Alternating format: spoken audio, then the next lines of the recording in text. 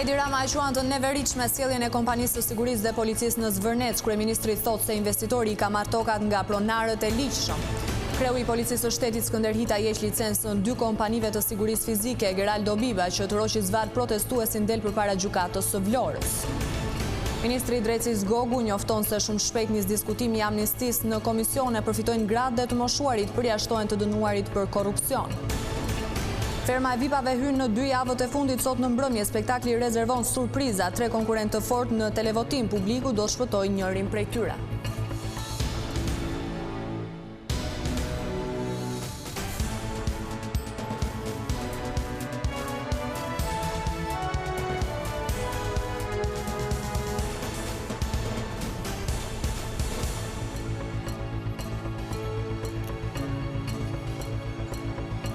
Mirdita, zonja dhe zotrin, do t'jemi së bashku në edicionin e lajmeve të orës 15 në ekranin e televizionit kombëtar Vision Plus.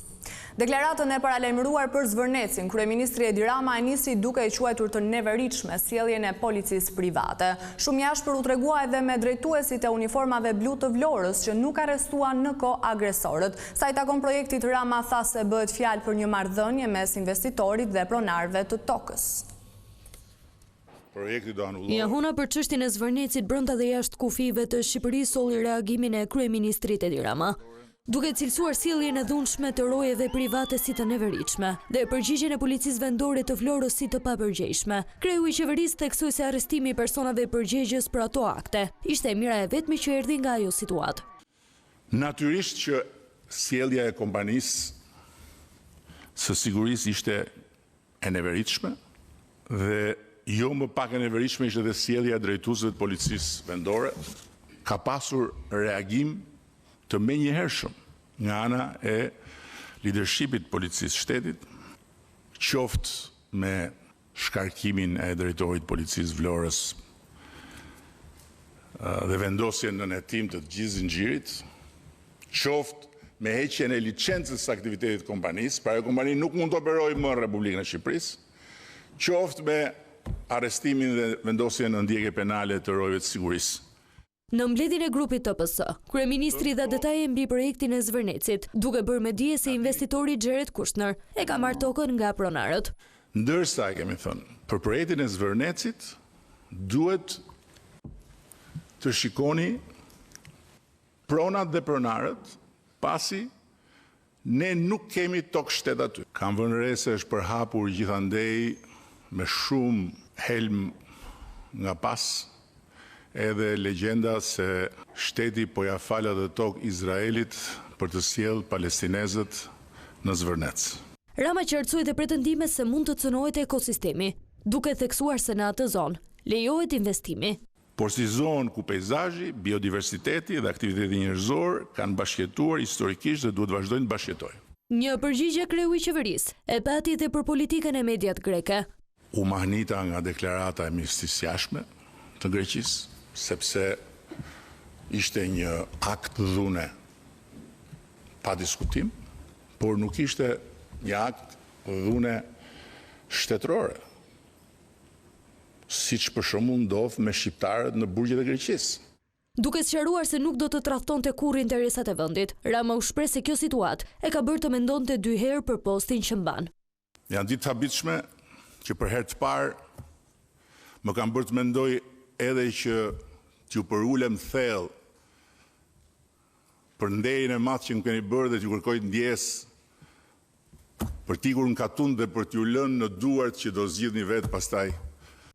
Kreu i qeverisë bëri me dije se projekti është kthyer 2 herë nga institucionet shqiptare, të cilët kanë kërkuar që të zvoglohet intensiteti i ndërtimit dhe të sigurohet ruajtja e lagunës, për të cilën ai garantoi që nuk do të preket. Drejtori i policisë së shtetit Skënder Hita akuzoi efektivët e komisariatit të Vlorës për pa aftësi në menaxhimin e protestës në Zvërnec. Ai lajmëroi ndryshimin e drejtuesve lokale, po ashtu edhe heqjen e licencës së 2 kompanive private të sigurisë që dhunuan qytetarët. Me drejtorin e ri të komanduar të qarkut të Vlorës në krah, kryepolici Skënder Hita foli me tone kritike për policinë lokale, duke thënë se ishte një polici e fjetër dhe as pak profesionale, çka u dëshmua gjatë protestës në Zvërnec, ku në sy të uniformave blu u dhunua dhe u mor zvarr një qytetar nga rojet private. pas prezantimit të Edvin Dreut, i cili do të zëvendësojë drejtorin e shkarkuar të policisë së Vlorës Elidon Çela, Hita tha se është e pafalshme që policia nuk ndërhyri, ndërkohë që shtoi se hetimet vijojnë nga AMP dhe prokuroria. Policia u shfaqe fjetur dhe jo profesionale, duke mos ndërhyrë në kohë për të parandaluar marrjen me forcë të qytetarit, apo duke mos identifikuar dhe arrestuar në kohë punojësit që goditi me grush qytetarin, ku ajo trup në turpëron të gjithëve. Prandaj, si që jeni ndjeni, kam urdhëruar që prej mbasdites së datës 30 maj të ngrihet një grup i posaçëm hetimor i cili do të hetojë të gjitha veprimet e kryera gjatë protestës. Hita nuk u mjaftua vetëm me shkrirjen e drejtorisë së policisë në Vlorë, por gjithashtu masa ka marrë dhe për kompanitë private të sigurisë që kishin për detyrë ruajtjen e prones private në Zvërnec. Po në funksion të nxjerrjes së përgjegjësive, në vijim të veprimeve administrative të kryera nga grupi i posaçëm i Departamentit për Sigurim Publike për vlerësimin e zbatimit të përgjegjësive ligjore nga subjekti SHPSF Myrto Security 1-3A dhe SHPSF Major Security, rezultoi se të dy subjektet janë konstatuar në shkelje. Për këto shkelje, mora vendimin për heqjen e licencave për të dy subjektet e SHPSF-ve private. Nga ana tjetër, Hita garantoi të drejtën e çdo qytetari për të protestuar, por theksoi se prona në fjalë në Zvërnec është pronë private, ndaj pretendimet e tyre qytetare duhet i drejtojnë gjykatës. Territori i rregulluar rezulton pronë private me dokumentacion të rregullt hipotekor, si dhe me autorizimin ligjor për rrethim. Prandaj përfitojnë nga rasti të drejtojmë qytetarëve që protestojnë që çdo pretendim që kanë mbi pronën apo zhvillimin e saj të adresojnë në gjykat, sepse drejtësia e jo forca e ndajnë kush ka të drejtë e kush jo në sistemin demokratik. Ndërkohë këtë të hënë, Geraldo Biba, i akuzuar për dhunimin e një qytetari gjatë protestes në zonën e Zvërnecit, ka dalë përpara gjykatës së Vlorës për të njohur me masën e sigurisë. Pamjet ku protestuesi dhunohet dhe merret me forcë nga Geraldo Biba dhe një tjetër roje u shpërndan në rrjetet sociale duke ngjallur reagime të menjëhershme. Pas protestave në zonën e Dajlanit në Zvërnec, Byroja Kombëtare e Hetimit ka ushtruar kontrole në drejtorinë vendore të policisë së Vlorës. Këto kontrole janë kryer me miratimin e SPAK-ut në kuadër të hetimit të nisur për këtë ngjarje. Sipas burimeve, BK ka kontrolluar dosjet që lidhen me projektin e Zvërnecit. Gjithashtu janë marrë dhe verifikuar dokumente të ndryshme që dëshmojnë mënyrën se si është administruar ngjarja nga policia e qarkut Vlorë, si dhe trajtimi që u është bërë protestuesve. Nga Komisariati i Vlorës janë sekuestruar dhe provat të ndryshme, të cilat tashmë janë bërë pjesë e procesit hetimor. Gjithashtu janë marrë edhe dëshmitë e personave të proceduar penalisht, si dhe të dëmtuarve. Këto prova do të përfshihen në procesin hetimor që do të zhvillohet për zbardhjen e plotë të ngjarjes dhe përcaktimin e përgjegjësive.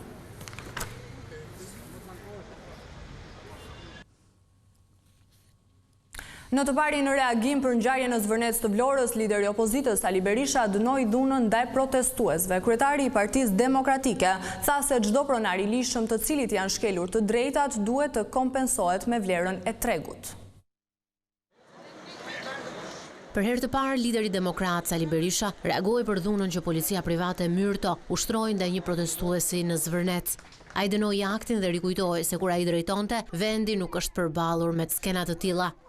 Ai ishte rrëmbim në duart e policisë dhe e dënoi atë si një akt të shëmtuar të policisë së shtetit. Një. Së dyti, nuk kam asnjë faqe, asnjë flet, asnjë gjë të atij projektit, megjithse ju them këtu, e kam ndjekur me shumë interes të gjitha publikimet që janë bërë. Do duhet që konform ligjit, shteti nëse konstaton se ka qytetarë që provojnë pronësinë me dokumente, të dëmshpërblehen me çmimin e tregut, tha Berisha. Qofse ty pronar të kanë shkel të drejtën e pronës dhe janë firmos dokumenta mbi të, përgjegjësia është e shtetit.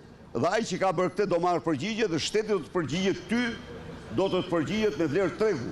Është ligji që detyron shtetit me vlerë tregu. Dhe do të them një gjë, që kur doli ai ligj e Gjerë Salam pushtetin, ka patur 0 probleme. Dilte njëri, po i thoshte, ku e ke, qofse fakton të bënte, i përgjigjej shtetja. Çdo të hënë të parë të muajit që pasi la arrestin shtëpiak, Berishës i duhet të përmbush masën e sigurisë detyrim për t'u paraqitur në prokurorinë e posaçme. Edhe këtë herë ai nuk la pa përmendur akuzat ndaj shkreut SPAK, Altin Dumani dhe gjykatëses Irena Gjoka. Aktualisht dosja Partizani, për të cilën Berisha akuzohet se ka kryer korrupsion me privatizimin e trojeve sportive, ka nisur gjykimi në themel në fazën e thirrjes së dëshmitarëve. Kryeministri Edi Rama i është përgjigjur ish kryeministrit grek Aleksis Tsipras pas reagimeve mbi incidentin e ndodhur gjatë protestës në Zvërnec. Në rrjetet sociale Rama shpreh habin që forca e re politike Aleksis Tsipras ka kontribuar në shndërrimin e incidentit të izoluar në një çështje me peshë më të gjerë politike, duke ignoruar faktet që sipas kreut të qeverisë krijojnë perceptime të gabuara. Rama shpreh se ngjarja në Zvërnec nuk ishte një protestë e zakonshme për të drejtat e pronës, por një klim tensionesh të nxitura nga përpjekjet për të penguar aktivitetin e investitorëve ndërkombëtar në prona private të blera ligjërisht. Në reagim Rama i drejtohet Tsipras me pyetjen çfarë më shumë do të prisni dhe çfarë masa shtesë do të kishit marrë ju si kryeministër në këto rrethana.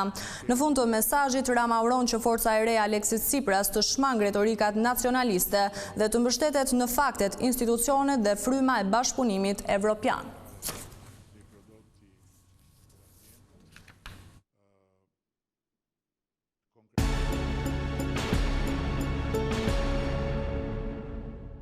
Presidenti i Këshillit Evropian Antonio Costa nis sot një tur diplomatik në 6 vendet e Ballkanit Perëndimor. Vizita e tij fillon në Sarajev, ku do të zhvillojë takime me drejtuesit e Bosnjë-Hercegovinës. Më pas, në 2 qershor, Costa do të mbërrijë në Tiranë, ku pritet të takohet me kryeministrin Rama dhe presidentin Begaj. Gjatë qëndrimit në kryeqytetin shqiptar, ai do të zhvillojë gjithashtu një takim me studentët e kampusit të Tiranës të Kolegjit të Evropës. Më 3 qershor, presidenti i Këshillit Evropian do të vizitojë Prishtinën, ku në agjendën e tij janë parashikuar takime me liderët institucional dhe përfaqësues të partive politike. Turi do të mbyllet në Malin e Zi, ku në 5 qershor do të mbahet samiti i Bashkimit Evropian Ballkani Perëndimor. Tema qendrore e këtij samiti do të jetë prosperiteti dhe stabiliteti i përbashkët i Bashkimit Evropian dhe Ballkanit Perëndimor.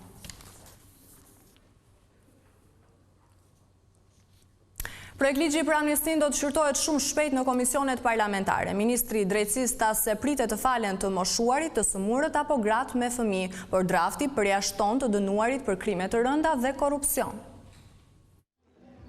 Ministri i Drejtësisë Toni Gogu gjatë një vizite në burgun e Pojskës në Pogradec, ku me rastin e 1 qershorit shumë gra që vuajnë dënimin u takuan me fëmijët e tyre, tha se drejtësia duhet jetë e pranishme jo vetëm përmes ndëshkimit dhe dënimit, por edhe përmes rehabilitimit. Në këtë kuadër ai tha se shumë shpejt do të ketë reja në lidhje me amnistin.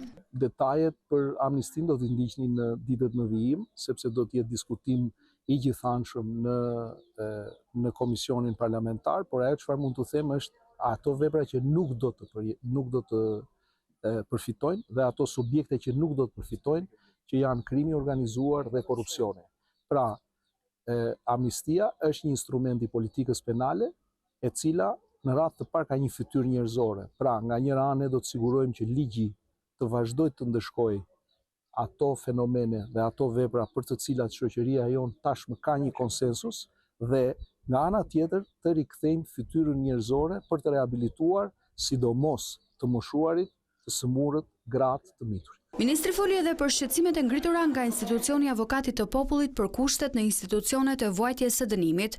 Jemi duke punuar së bashku me drejtorin e përgjithshëm dhe me gjithë ekipin në mënyrë që të rikthejmë menjëherë në secilin institucion, sidomos në ato institucione ku detyrimi për shërbim mjekësor është i domosdoshëm, pra në institucionet ku vuhet dënimi dhe për shkak të detyrimit mjekësor dhe duhet që t'i kthejmë ato në standardin europian. Jemi duke punuar që shumë shpejt dhe besoj do të kemi lajme të kthejmë ato institucione në atë standard për ta përjetuar çdo ditë standardin europian, jo vetëm në letra dhe në kapitujt që ne negociojmë me Brukselin çdo ditë. I pyetur për mbi popullimin në burgje, Gogu tha se numri të paraburgosurve është më i lartë se ai të dënuarve me vendim të formës së prerë, por se kjo është një problematikë e njohur që lidhet edhe me vendimmarrjen gjyqësore.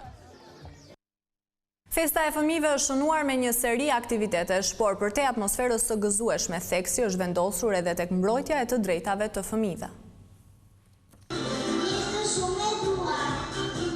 Zëra dhe buzëqeshjet e fëmijëve kanë mbushur këtë një qershor shkollat dhe kopshtet e të gjithë vendit.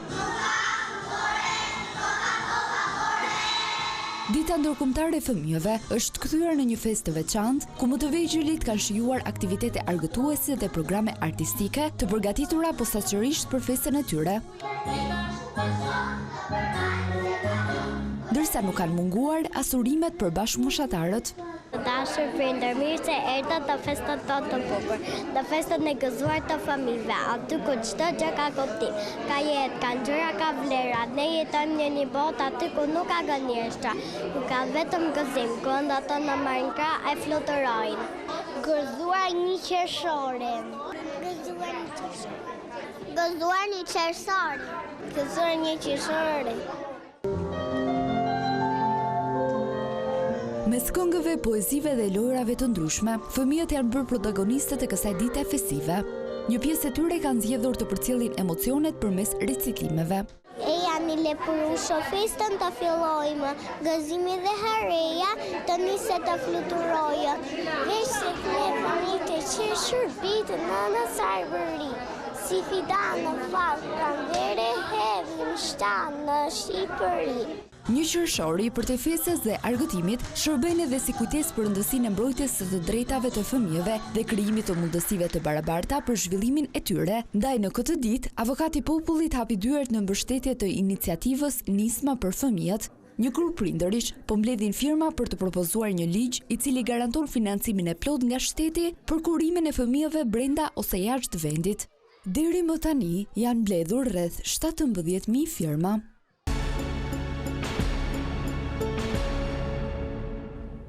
Ferma VIP ka hyrë tashmë në 2 javët e fundit duke bërë garën edhe më të fortë. Sot në mbrëmje publiku do të zgjedhë se cilin do të shpëtojë mes 3 konkurrentëve të fortë, Sarës, Ilirit dhe Zhakut. Vetëm 2 javë në ndaj nga finalja e madhe 15 qershorit dhe gara në Ferma VIP po bëhet më e ashpër se kurrë.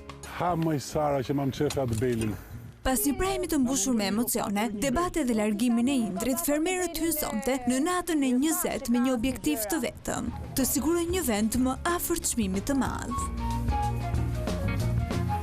Thyerja e rregullave nga disa prej protagonistëve më të spikatur të fermës solli pasoja të menjëhershme. Zhaku, Iliri dhe Sara ndodhen tashmë përballë një televotimi që konsiderohet ndër më të fortit e këtij sezoni. 3 emrat që kanë prodhuar histori, debate, aleanca dhe përplasje për gjatë javëve të fundit do të jenë përpara publikut i cili do të vendosë se kush meriton të vazhdojë rrugëtimin. Ndërkohë, marrëdhëniet mes fermerëve mbeten të tensionuara. Debatet dhe akuzat e ndërsjella kanë krijuar kampe të qarta brenda fermës, ndërsa afrimi i finales po i bën të gjithë më të kujdesshëm dhe njëkohësisht më luftarak. Nga ana tjetër, as këtë mbrëmje nuk do të mungojnë surprizat që rikujtojnë se përtej lojës, fermerët po jetojnë një eksperiencë që i vë shpesh përballë emocioneve të forta. Me finalen që po afrohet me shpejtësi dhe me një televotim që mund të ndryshojë rrjedhën e lojës, fermerët do duhet të përballen jo vetëm me rivalët, por edhe me gjykimin e publikut. Kush do të hedhë një hap më pranë finales? Përgjigjet do të vinë sonte në orën 21 në një prime që premton emocione, surpriza dhe zhvillime që mund të ndryshojnë gjithçka vetëm në ekranin e Vision Plus. Turi i vajzave të Miss Shqipërisë është ndalur në qytetin e Kavajës. Konkurrentet e spektaklit të bukurisë janë bërë pjesë e aktiviteteve të organizuara për çeljen e sezonit turistik. Muzika, arti dhe atmosfera festive sollën në zemër të Kavajës çeljen zyrtare të sezonit turistik veror.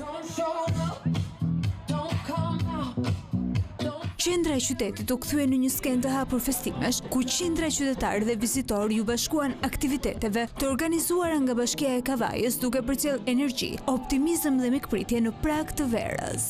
Këto vajzat të bukura që na kanë zbukuruar qytetin tonë të bukur, që tashmë është kthyer në qytetin turistik dhe destinacionin kryesor të turizmit në Shqipëri, duke filluar nga plazhi Generalit, Karpërni, Qerreti, Mali Robit, Golemi. Kavaja kthehet në destinacionin kryesor me resortet më të bukura në gjithë vendin. Mbrëmja u shoqërua nga performanca artistike që ndezën atmosferën. Në skenë u gjetën artistë të njohur dhe grupi Bluebird Band me kitaristin Eninar Nelku, të njohur për performancat live, ndërsa publiku shijoi edhe interpretimin e këngëtares Ronela Hayati. Një tjetër moment i veçantë ishte pjesëmarrja e konkurrentëve të Miss Shqipëria, të cilat sollën në këtë aktivitet mesazhe që lidhen me traditën shqiptare dhe ritualet e stinës së verës përmes veshjeve dhe prezencës së tyre në skenë. Në këtë eksperiencë shtegtare, vajzat e Miss Shqipëria u bën pjesë për herë të dytë në një ceremoni të çeljes së sezonit veror, duke sjellë energji, emocion dhe vetbesim, ndërsa promovojnë bukuritë natyrore dhe vlerat turistike të Shqipërisë. Kavaja dhe zonat e saj bregdetare vijojnë të mbeten ndër destinacionet më të preferuara të turizmit veror në vend. Investimet në infrastrukturë, hapësirat publike dhe shërbimet për pushuesit kanë krijuar kushte më të mira për vizitorët. Prej 28 vitesh, promovimi i turizmit shqiptar është një ndër misionet kryesore të Miss Shqipëria. Ndaj edhe këtë vit, stafi dhe konkurrentët e spektaklit u ndalën në Kavaj në kuadër të udhëtimit promovues drejt finales së madhe që do të zhvillohet më datë 6 qershor në Pogradec.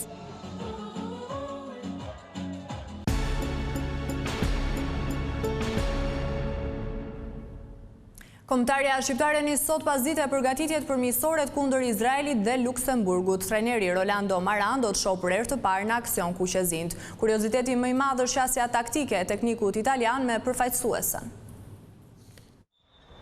Shqipëria nis sot përgatitjet për 2 ndeshjet miqësore që do të zhvillohen brenda pak ditësh në stadiumin ton kombëtar në Tiranë këtë javë. Trajneri i ri Rolando Maran do zbres për herë të parë në orën 18 në fushë bashkë me stafin e tij për drejtuar një seancë të kuqezive që nga dita kur ai mori stafetën sipas ardhës i Silvinjos. Seanca e parë do të zhvillohet në shtëpinë e futbollit. Maran ka grumbulluar 26 lojtar, por vetëm me 2 risi në raport me grupin e Silvinjos. Pano Qirko, portieri i Partizanit, është në listën e gardianëve për shkak të dëmtimeve që kanë Strakosha dhe Dajsinani. Luis Hasa është kurioziteti më i madh. Mesfushori i rritur tek Juventus dhe tani më pjesë e Napoli, që i kishte dhënë huazim në sezonin e fundit te Carraresen Serie B, është një lojtar me shumë cilësi që mund t'i jap mjaft kombëtares. Disa lojtarë të tjerë nuk janë për arsye dëmtimesh, sikurse Manaj apo me Don Berisha dhe Kumbulla, ndërsa Ivan Balliu po reflekton tërheqjen ndaj u zvendësua nga Adroj.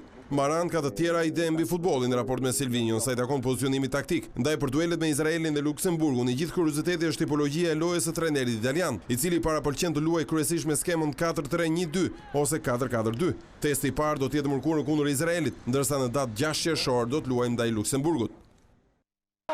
Dhe këtu kemi përfunduar me lajmet, unë ju falenderoj për vëmendjen, bashkë mirupafshim.